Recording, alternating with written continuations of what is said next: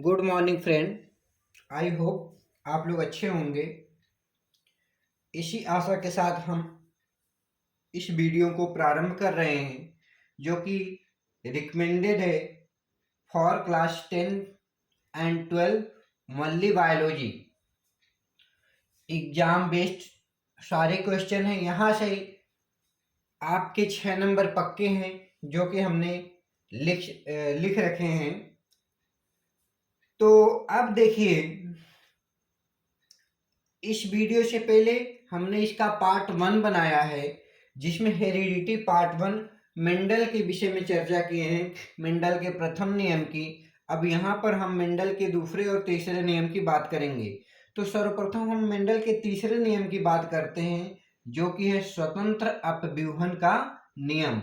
Mendel का तीसरा नियम है स्वतंत्र अपव्यूहन का नियम।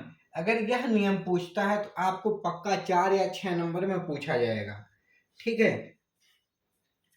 तो मेंडल के स्वतंत्र अपव्यूहन के नियम में हम क्या करेंगे, क्या लिखेंगे?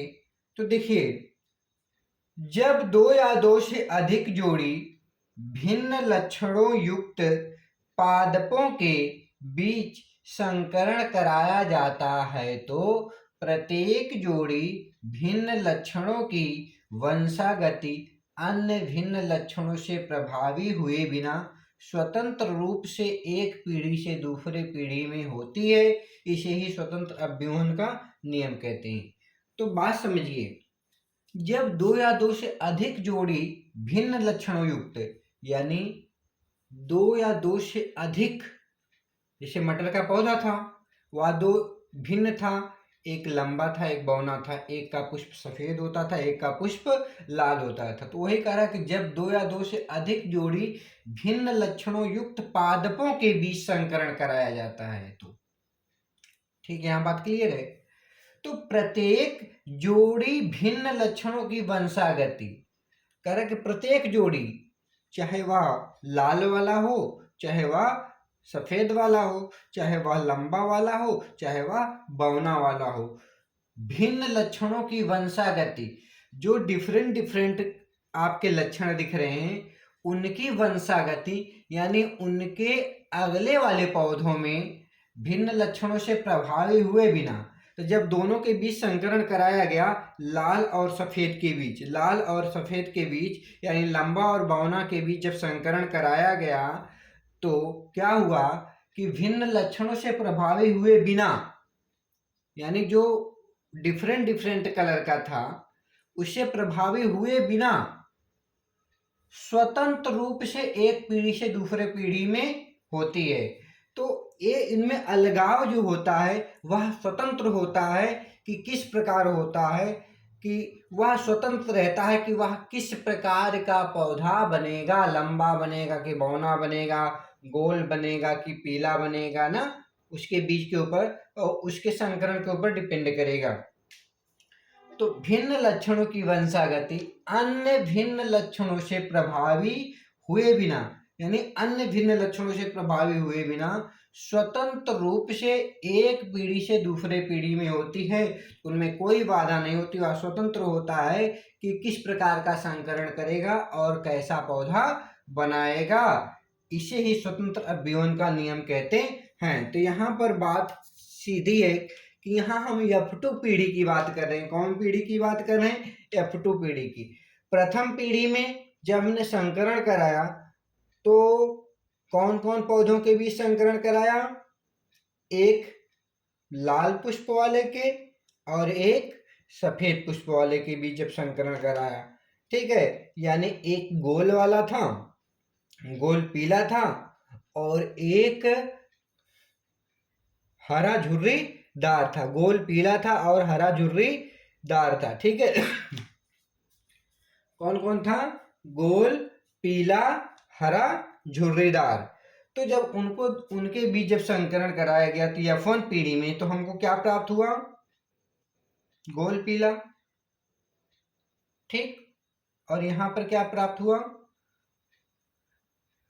तो प्रथम पीढ़ी में सारे पौधे क्या प्राप्त हुए? गोल पीले प्राप्त हुए। क्या प्राप्त हुए? गोल पीले प्राप्त हुए। जैसा कि हम प्रभाविता के नियम में देखे हैं। ठीक है, अब जब हम F2 पीढ़ी में संकरण कराते हैं तो गोल पीले और गोल पीले के बीच जो संकर वाला होता है, ये प्रभावता के नियम में पहली पीढ़ी में जो पौधे हुए उसका संकरण जब हम F2 पीढ़ी में कराते हैं तो हमको किस प्रकार मिला, R Y R Y R Y और आर वाई, कैपिटल स्मॉल का ध्यान दीजिएगा। तो यहाँ पर तो हमको गोल पीला मिल गया, यहाँ पर हमको क्या मिला, आर वाई झुर्रीदार, सॉरी आर, ठीक है, झुर्रीदार पीला, और ये बड़ा आर छोटा वाई, बड़ा आर छोटा वाई गोल हरा, और छोटा आर छोटा वाई झुर्रीदार हरा। अब हम इन तीनों को इन चारों के बीच इन चारों पौधों को इन चारों पौधों से पुनः संकरण कराते हैं। तो देखिए, ऊपर हमने रख दिया, फिर नीचे हमने रख दिया, ऊपर हमने रख दिया, नीचे हमने रख दिया। आइए, जब इसका संकरण कराएं, इसका तो आर आर वाई वाई, इनका और इनका संकरण कराएं तो आर आर वाई वाई। ठीक है, इसी तरह इसका यहाँ पर, इसका यहाँ पर, इसका यहाँ पर, इसका और इसका यहाँ पर, इसका और इसका इसके नीचे, इसका और इसका इसके नीचे। उसी प्रकार इसका यहाँ, इसका यहाँ, इसका यहाँ, इसका यहाँ, फिर उसी प्रकार ए यहाँ, ए यहाँ, ए यहाँ, ए यहाँ। ठीक, तो देखिए हमने प्रभावता के नियम में पहले ही बता दिए हैं कि जो कैपिटल होगा, कैपिटल वह सर्वप्रथम आएगा और स्मॉल उसके बाद आएगा, इसलिए यहाँ पर सारे कैपिटल हैं तो आर आर, सारे कैपिटल है तो वाई वाई, सारे ये कैपिटल है स्मॉल है तो कैपिटल पहले स्मॉल बाद में, ये दोनों वाई वाई। ये बातों को ध्यान रखिएंगे। ठीक है, तो और इसमें लक्षण प्रभावी कौन होता है, जो कैपिटल होता है, जो प्रभावी होता है, पहला आर वाई गोल पीला, आर वाई गोल पीला, आर वाई गोल पीला, आर वाई गोल पीला, आर वाई गोल पीला, आर वाई गोल पीला। यहाँ देखिए स्मॉल हो गया, स्मॉल आर और capital Y, small R capital Y झुर्रीदार पीला। ठीक, आर वाई आर आर, ठीक, यहाँ से यहाँ संकरण हुआ था तो हमारा प्रभावी कौन होगा, बड़ा वाला आर छोटा बड़ा वाला वाई, आर वाई गोल पीला, आर छोटा आर है बड़ा वाई है, छोटा आर है बड़ा वाई है झुर्रीदार पीला। ठीक है, उसी प्रकार यहाँ आर बड़ा वाला है, वाई बड़ा वाला है तो गोल पीला, आर वाई गोल पीला, आर यहाँ पर स्मॉल वाई है तो कैपिटल आर स्मॉल वाई गोल हरा। ठीक, गोल हरा बड़ा वाला है तो गोल पीला, छोटा वाला है बड़ा वाला है तो झुर्रीदार पीला। ठीक है, बड़ा वाला है छोटा है तो गोल हरा, छोटा है तो झुर्रीदार हरा। इतनी बातें आपको क्लियर हो गई।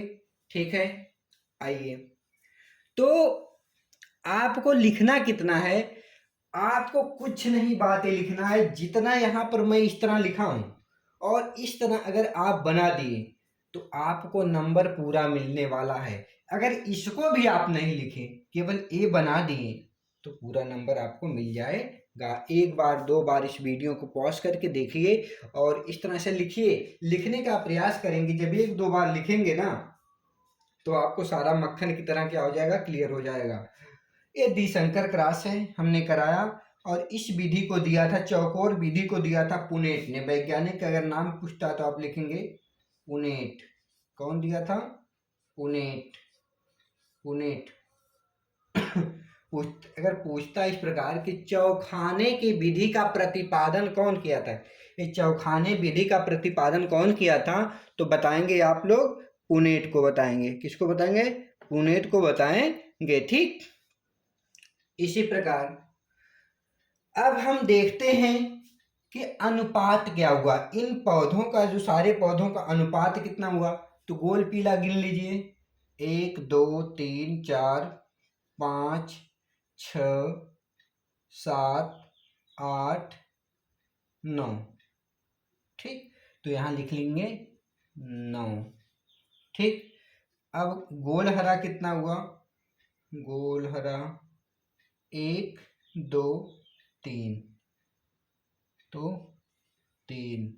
झुर्रीदार पीला, तो झुर्रीदार पीला 1, झुर्रीदार पीला 2, झुर्रीदार पीला 3, 3। झुर्रीदार हरा कितना मिला आपको? 1।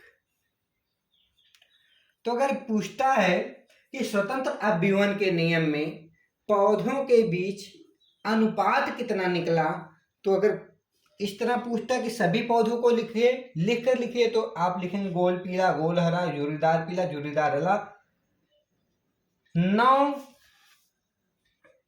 अनुपाते 3 अनुपाते 3 अनुपाते 1। ठीक, तो पूरा संपूर्ण अनुपात कितना निकलेगा? 9 अनुपाते 3 अनुपाते 3 अनुपाते 3 के अनुपात 1 के अनुपात में सारे पौधे क्या होते हैं? पृथक हो जाते हैं, एक दूसरे से क्या होते हैं? पृथक होते हैं। ठीक, एक दूसरे से क्या होते हैं? पृथक होते हैं। यहाँ पर देखेंगे, यहाँ पर 2 पौधे शुद्ध मिलेंगे और बाकी सभी रहेंगे संकर रहेंगे। यहाँ तक बातें क्लियर है तो ठीक है। अब हम मेंडल के दूसरे नियम की बात करेंगे। ठीक है, तो यहाँ पर आप लोग इसका स्क्रीनशॉट ले लीजिए और ठीक है, वीडियो को पॉज करके देख लीजिएगा। ठीक है, 2 या 3 बार इसको बनाएंगे तो सारा क्लियर हो जाएगा। तो चलिए अब हम बात करेंगे मेंडल के दूसरे नियम की, जो कि है पृथक्करण का नियम। तो चलिए अब हम बात करते हैं मेंडल के दूसरे नियम, जो कि है पृथक्करण का नियम। क्या है? पृथक्करण का नियम। परिभाषा पढ़िए पहले। युग्मक बनने के समय कारकों के जोड़े अथवा एलील के सदस्य, नियम पढ़िए आप लोग, समझ में नहीं आएगा। और ये एग्जाम टाइम है, मैं आपको ये सब बताकर परेशान भी नहीं करूंगा।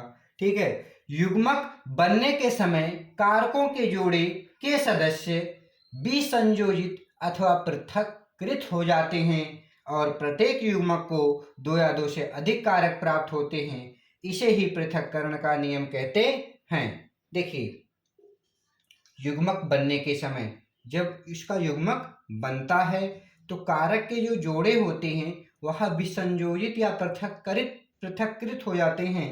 देखो, जो अब यहाँ से जो 2 जोड़े हैं, यहाँ 2 जोड़े हैं, जब युग्मक बनेगा तो इसका एक आएगा, इसका एक आएगा, इसका एक आएगा, इसका एक आएगा, तो एलील के सदस्य विसंयोजित हो जाते हैं, पृथक्कृत हो जाते हैं, एक एक अलग अलग हो जाते हैं, यहाँ से एक एक अलग अलग हो जाते हैं। और प्रत्येक युग्मक, एक युग्मक इसका, एक युग्मक इसका, में से प्रत्येक युग्मक को 2 में से एक कारक प्राप्त होता है। इन दोनों में से एक ही फैक्टर प्राप्त होगा, ए वाला चाहे ए वाला, इसमें चाहे ए वाला चाहे ए वाला। इसे ही पृथक्करण का नियम कहते हैं।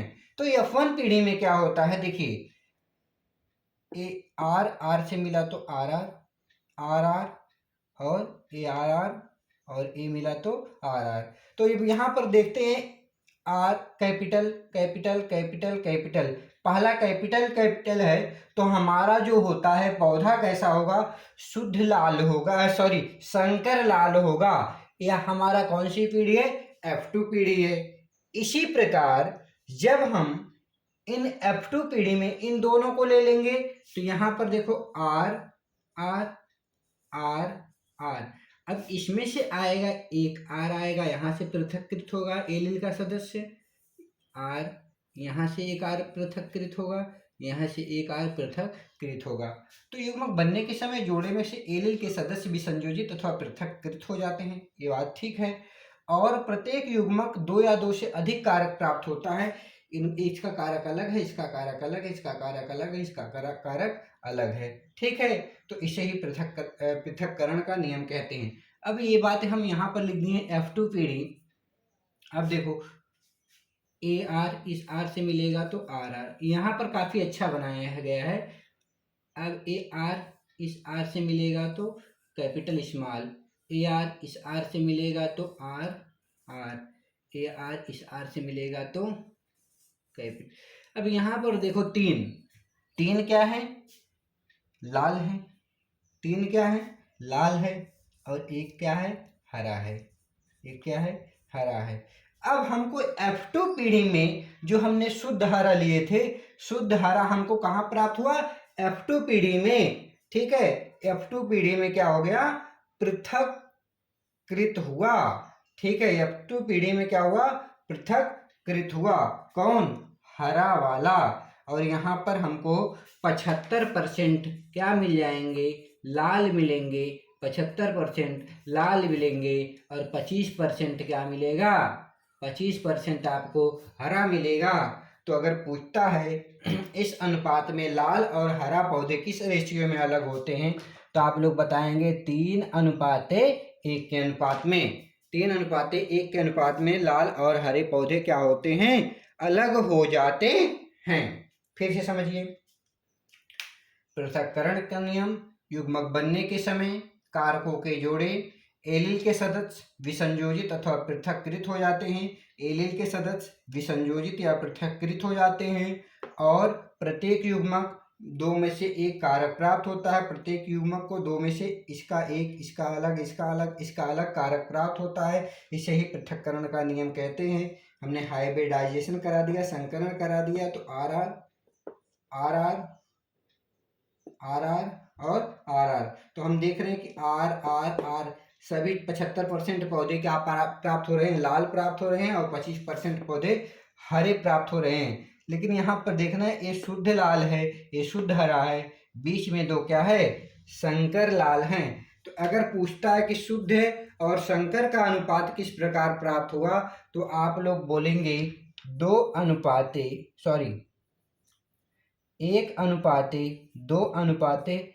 का अनुपात। ये लेकिन कभी पूछता नहीं है, ये हाई ऊपर लेवल पे पूछता है क्वेश्चन, इंटर के बाद भी पूछता है 1:2:1, लेकिन आपको पूछेगा तो आप 3:1 का अनुपात लगाएंगे। तो यहाँ तक तो बातें ठीक है। मेंडल के हम तीनों नियम की बात कर ली हैं, और यहीं से आपको नंबर आने वाले हैं। अगर पूछता है तीनों तो यही आप लोग बताएंगे, और आपसे और कुछ पूछने वाला नहीं है।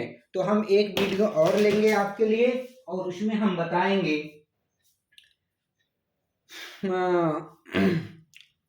हम बताएंगे आपको वहाँ पर जो है जेनेटिक रोग और लिंग संलग्न रोग, और आपको बताएंगे, ठीक है, और संकर लिंग क्रॉस भी आपको वहाँ पर हम लोग बता दिया जाएगा, ठीक है। लिंग क्रॉस भी बता दिया जाएगा, और क्या बताया जाएगा, लिंग संलग्न रोग, और भी कुछ चैप्टर, कुछ टॉपिक बचेगा तो हम वहाँ पर आप डिस्कस कर लेंगे, लेकिन अब नेक्स्ट वीडियो में। लेकिन यहाँ पर और आप देखेंगे एक बात और कभी कभी पूछता है, आपको पूछता है कि जीनोटाइप क्या होता है, फिनोटाइप क्या होता है। क्या होता है, जीनोटाइप, जीनोटाइप,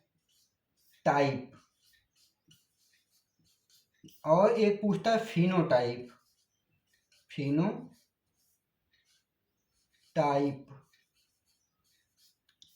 अगर जीनोटाइप आपका पूछता है तो आप बताएंगे पौधों में जो लक्षण जीन के कारण दिखता है उसे ही जीनोटाइप कहते हैं। जो लक्षण पौधों में जीन के कारण दिखता है उसे ही जीनोटाइप कहते हैं। तो अब अगर हम इसकी बात करें, इसमें किसका किसका जीन है, इस शुद्ध लाल वाले का भी जीन है और शुद्ध हरे वाले का, लेकिन दिख किसका रहा है, शुद्ध लाल वाले का जो प्रभावी है, इसे ही हम लोग कहते हैं जीनोटाइप। और फिनोटाइप क्या कहते हैं, जीन के कारण जो लक्षण उसके अंदर तो हैं लेकिन दिख नहीं रहे हैं, लक्षण उसके अंदर हैं लेकिन दिख नहीं रहे हैं, उसे ही हम लोग कहते हैं फिनोटाइप। अब देखो इसमें आर वाले का भी तो जीन है स्मॉल, लेकिन दिख क्या रहा है, हरा दिख रहा है क्या, नहीं दिख रहा है ना, इसे ही कहते हैं फिनोटाइप। जीन के कारण जो लक्षण उस पौधे के अंदर, उस व्यक्ति के अंदर मौजूद है लेकिन दिखता नहीं है, उसे ही हम लोग कहते हैं फिनोटाइप। तो जीनोटाइप और फिनोटाइप यहाँ पर आपको क्लियर हो गया है। अब आई होप, हम आशा करते हैं आपको समझ में आया होगा। अगर नहीं समझ में आएगा तो वीडियो पॉज करके फिर से देखिए, समझ में आ जाएगा। और यहीं से आपको 4 से 6 नंबर मिलने वाले हैं और फिर हम आपको नेक्स्ट वीडियो में बात करेंगे। और काफ़ी समय भी हो गया है, तब तक के लिए वीडियो को लाइक कीजिए, शेयर कीजिए, अपने दोस्तों के पास सब्सक्राइब कीजिए। ठीक है, धन्यवाद, थैंक यू।